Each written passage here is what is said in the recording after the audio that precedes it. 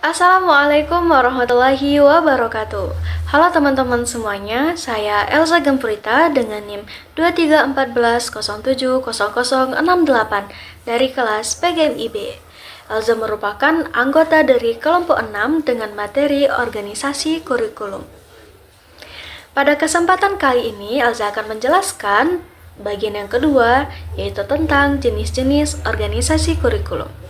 Saat kita membahas kurikulum, sebenarnya yang kita bahas adalah bagaimana cara kita menyusun pembelajaran itu agar siswa memahami apa yang sedang mereka pelajari. Susunan inilah yang disebut dengan organisasi kurikulum. Melalui organisasi kurikulum, sekolah dapat menentukan bagaimana mereka menyajikan dan menghubungkan materi dalam proses pembelajaran. Jenis organisasi kurikulum ada 3. Yang pertama, kurikulum terpisah atau separated subject kurikulum, di mana bentuk kurikulum ini sudah lama digunakan karena bentuknya mudah dan sederhana untuk dilaksanakan. Kurikulum terpisah ini adalah penyajian kurikulum di mana dalam penyajiannya mata pelajaran itu disajikan secara terpisah. Artinya, pelajaran itu diajarkan berdiri sendiri, matematika dengan matematika, IPA diajarkan sebagai IPA, IPS diajarkan sebagai IPS, dan seterusnya. Di mana kurikulum terpisah ini memiliki beberapa kelebihan dan kekurangan. Untuk kelebihannya, yang pertama, bentuk kurikulum ini bahan pelajarannya itu sudah disusun secara sistematis, logis, sederhana, dan mudah untuk dipelajari. Yang kedua, kurikulum ini dapat dilaksanakan untuk mewariskan nilai-nilai dan warisan budaya terdahulu. Yang ketiga, kurikulum ini mudah diubah dan dikembangkan. Yang keempat, bentuk kurikulum ini mudah dipola, dibentuk, didesain, bahkan mudah untuk diperluas, bahkan juga dipersempit sehingga mudah disesuaikan dengan waktu yang sudah ada. Kemudian, yang kelima ada kelebihannya, yaitu kurikulum ini mudah untuk dinilai. Selanjutnya, selain memiliki kelebihan, kurikulum ini juga memiliki kekurangan. Yang pertama itu, bahan pelajarannya diajarkan secara terpisah, yang mengakibatkan tidak adanya gambaran hubungan antar materi satu dengan materi yang lainnya.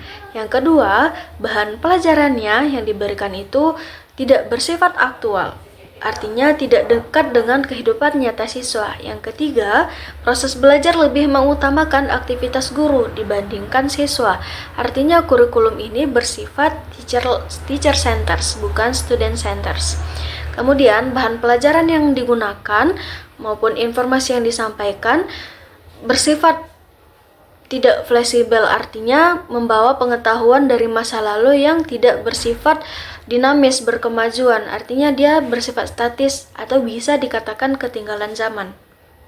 Kemudian, bahan pelajarannya juga tidak berdasarkan pada aspek perkembangan sosial yang sudah ada.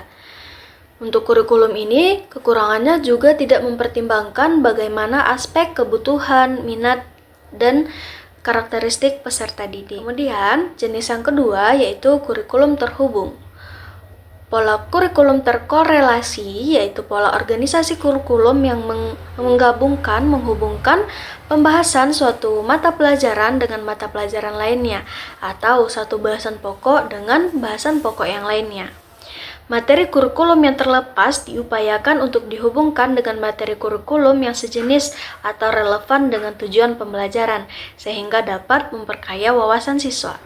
Adapun kelebihan dan kekurangan dari organisasi kurikulum jenis kurikulum terhubung ini, yang pertama kelebihannya adalah adanya keterhubungan antar materi pelajaran walaupun hanya sebatas mata pelajaran. Yang kedua, memberikan wawasan yang lebih luas dalam lingkup satu bidang studi. Yang ketiga, menambah minat siswa untuk mempelajari mata pelajaran yang terkorelasi.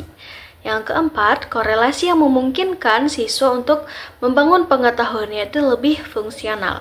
Di balik kelebihannya, kurikulum terhubung ini juga memiliki kekurangan. Adapun kekurangannya, yang pertama, bahan pelajaran yang diberikan kurang sistematis atau kurang begitu mendalam.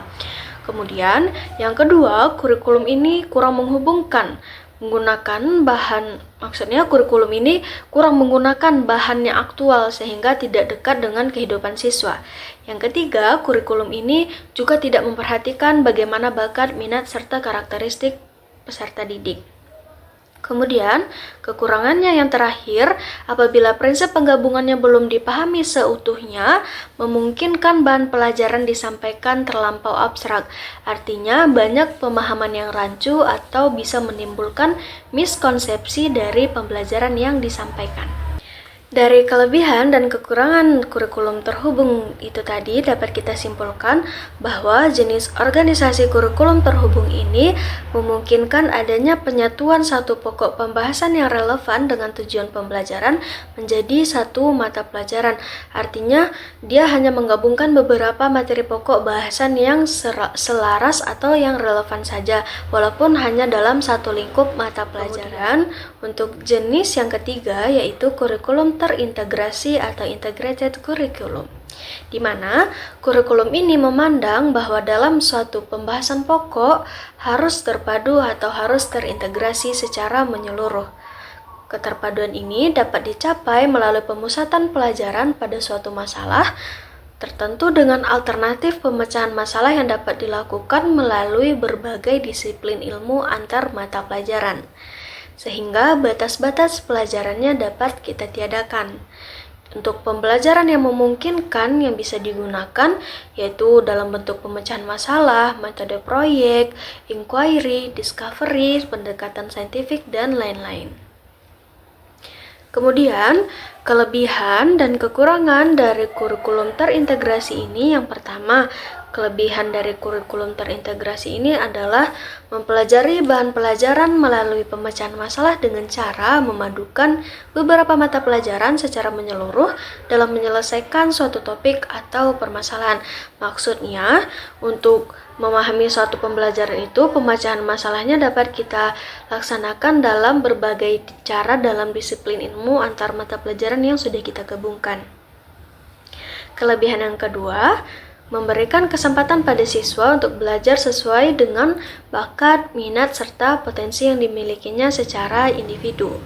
Ketiga, memberikan kesempatan untuk siswa dapat menyelesaikan permasalahan secara komprehensif dan dapat mengembangkan belajar secara bekerja sama. Kemudian, kelebihan berikutnya, dengan kurikulum terintegrasi ini bisa mempraktikkan nilai-nilai demokratis dalam pembelajaran. Yang kelima, kurikulum terintegrasi ini memiliki kelebihan dapat memberikan kesempatan untuk siswa belajar secara maksimal karena dia bisa memanfaatkan potensinya sendiri. Kemudian yang keenam, kurikulum terintegrasi ini juga memberikan kesempatan kepada siswa untuk belajar berdasarkan pengalamannya langsung. Artinya dia bisa belajar langsung dari pengalaman-pengalaman belajar yang mereka lalui selama proses pembelajaran. Kelebihan berikutnya dapat membantu meningkatkan hubungan antar sekolah dan masyarakat. Kemudian yang terakhir dapat menghilangkan batas-batas yang ada dalam pola kurikulum yang sudah kita jelaskan dua awal pertama tadi. Di sisi lain, kurikulum terintegrasi ini juga memiliki beberapa kekurangan. Yang pertama, kurikulum ini dibuat oleh guru dan siswa sehingga memerlukan kesiapan dan kemampuan guru secara khusus dalam mengembangkan kurikulum seperti ini. Yang kedua, bahan pelajarannya tidak disusun secara logis dan sistematis. Artinya karena ada keterpaduan itu tadi, karena batas-batasnya sudah tidak ada, bahan pelajaran itu menjadi tidak sistematis lagi. Kemudian kekurangan yang ketiga, bahan pelajaran itu tidak bersifat sederhana. Karena sudah adanya keterpaduan antar materi satu dengan materi lainnya atau mata pelajaran satu dengan mata pelajaran lainnya, mengakibatkan dalam pembelajaran itu bersifat kompleks, menjadi tidak sederhana lagi. Kemudian kekurangan selanjutnya dapat memungkinkan kemampuan yang dicapai siswa itu berbeda-beda karena kelebihannya itu tadi kan siswa diberikan kesempatan untuk mengolah pengalaman belajar sendiri. Artinya ketika dia diberi kebebasan untuk belajar sesuai pengalamannya, kekurangannya yaitu adanya kesenjangan kemampuan yang akan dialami siswa. Ada beberapa siswa yang memiliki kemajuan yang cepat dalam proses pembelajaran, pun sebaliknya juga akan mengalami penurunan atau keterlambatan dalam pembelajaran. Kemudian kekurangan yang terakhir yaitu memungkinkan adanya keperluan banyak biaya. Dari kelebihan dan kekurangan kurikulum terintegrasi itu tadi dapat disimpulkan bahwa harapan dari kurikulum terintegrasi ini dapat mampu menciptakan siswa yang terintegrasi. Artinya yang menggambarkan manusia yang bersifat harmonis, yang sesuai dengan kebutuhan masyarakat maupun sesuai dengan tuntutan profesi siswa sebagai individu itu sendiri. Penilaian yang dilakukan dalam kurikulum terintegrasi ini juga meliputi penilaian yang bersifat komprehensif dan terpadu, yaitu penilaian yang dilakukan secara utuh dan bertahap, baik dinilai dari psikomotorik, afektif, kognitif, dan lain-lainnya. Kemudian, pendapat lain juga mengatakan bahwa organisasi kurikulum ini terdiri dari beberapa bentuk, yaitu menurut Umar Hamalik yang pertama mata pelajaran terpisah atau isolated subjects, di mana kurikulum ini terdiri dari sejumlah mata pelajaran yang terpisah-pisah. Yang kedua, mata pelajaran berkorelasi atau correlated. Korelasi diadakan sebagai upaya untuk mengurangi kelemahan-kelemahan sebagai akibat pemusnahan mata pelajaran dalam mata pelajaran yang sudah terpisah itu tadi. Yang ketiga, bidang studi atau broadfields, beberapa mata pelajaran yang sejenis dan memiliki ciri-ciri yang sama dikorelasikan, difungsikan dalam satu bidang pengajaran, misalnya IPS, IPA, matematika. Kemudian jenis yang keempat, program yang berpusat pada anak atau Child Center Program. Program ini berorientasi baru di mana kurikulum dititik beratkan pada kegiatan-kegiatan peserta didik. Semua jenis-jenis organisasi kurikulum yang sudah dijelaskan tadi dapat disimpulkan bahwa jenis-jenis organisasi kurikulum yang utama itu ada 3. Yang pertama, kurikulum terpisah, di mana kurikulum ini menekankan penguasaan pada satu mata pelajaran saja. Yang kedua, kurikulum terhubung, di mana kurikulum ini menekankan adanya hubungan antar materi maupun antar pelajaran walaupun dalam satu ikatan mata pelajaran saja. Kemudian yang ketiga, kurikulum terintegrasi menekankan keterpaduan antar materi pelajaran dan mata pelajaran yang disatukan dalam tema yang memberikan dampak adanya pemahaman yang bermakna dan pembelajaran yang dilakukan secara menyeluruh sesuai dengan kebutuhan, minat, dan karakteristik peserta didik. Demikian penjelasan jenis-jenis organisasi yang bisa Elsa jelaskan. Terima kasih atas segala perhatian. Mohon maaf atas segala kekhilafan. Wassalamualaikum warahmatullahi wabarakatuh.